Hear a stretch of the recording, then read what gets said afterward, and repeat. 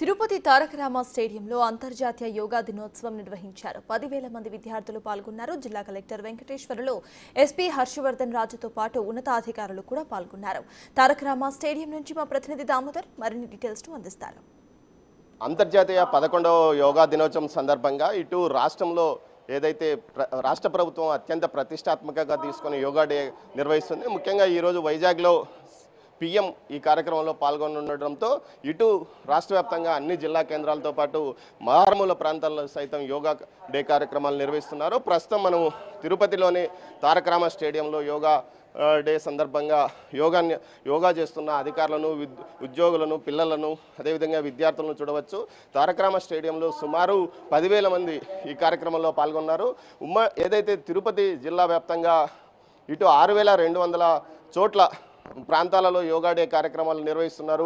10 లక్షల మంది పూర్తి స్థాయిలో పాల్గొనే విధంగా అధికారులు చర్యలు తీసుకున్నారు. ఇందుకోసం సుమారు గత 25 రోజులుగా అధికారులు కసరత్తు చేస్తున్నారు. మరోవైపు చిత్తూరు జిల్లా వ్యాప్తంగా 5,600 చోట్ల 8.10 లక్షల మంది ఏదైతే యోగా డేలో పాల్గొనే విధంగా అధికారులు ఏర్పాటు చేశారో, ఇంతకుముందు సన్నాహకాలుగా ఏదైతే జిల్లా వ్యాప్తంగా ఉన్న చారిత్రాత్మక కట్టడాలతో కానీ ప్రసిద్ధ దేవాలయాల వద్ద కూడా యోగా డే నిర్వహించారు, యోగా కార్యక్రమాలు నిర్వహించారు.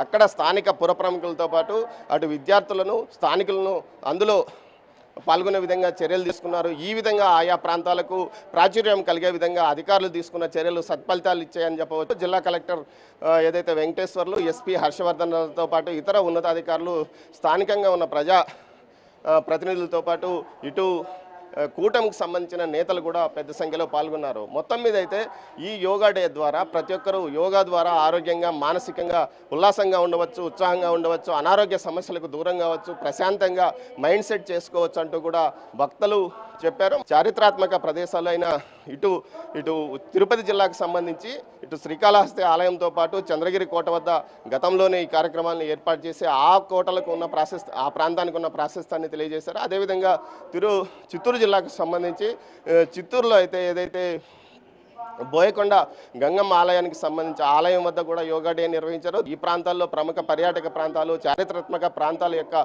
ఉనికిని ప్రజలందరికీ ఏవైతే వాటి ప్రాశస్త్యాన్ని ప్రజలకు తెలియజెప్పే విధంగా అధికారులు తీసుకున్న చర్యలు సత్ఫలితాలను ఇచ్చాయని చెప్పవచ్చు. మొత్తం మీద ఈరోజు జరుగుతున్న ఈ కార్యక్రమంలో తిరుపతి జిల్లా వ్యాప్తంగా 10 లక్షల మంది, అదేవిధంగా చిత్తూరు జిల్లా వ్యాప్తంగా 8.10 లక్షల మంది, అదేవిధంగా అన్నమయ్య జిల్లా వ్యాప్తంగా 5 లక్షల మంది పాల్గొనే విధంగా అధికారులు చర్యలు తీసుకున్నారు. మొత్తం మీద ప్రతి చోట ప్రశాంతంగా నిర్వహించడానికి ఏర్పాట్లు చేశారు. ముఖ్యంగా తిరుపతికి సంబంధించి ఏదైతే అటు రెవెన్యూ, పోలీస్ శాఖ, అదేవిధంగా టూరిజం, నగరపాలక సంస్థ సంయుక్తంగా గత వారం రోజులుగా ఈ ఏర్పాట్లు చేశారు. దీంతోపాటు ఎక్కడికక్కడ విద్యార్థులను తీసుకురావడానికి బస్సులను ప్రత్యేకంగా ఏర్పాటు చేసి ఈ కార్యక్రమాన్ని విజయవంతం కావడానికి ఏర్పాట్లు చేశారు. ఏదైతే ఇటు రాయచోటి, చిత్తూరు, తిరుపతిలోనూ అత్యంత ప్రతిష్టాత్మకంగా ఈ యోగా డే కార్యక్రమాలు కొనసాగుతున్నాయి. Camera person పురుషోత్తంతో Damodar, Tirupati Taraka Rama.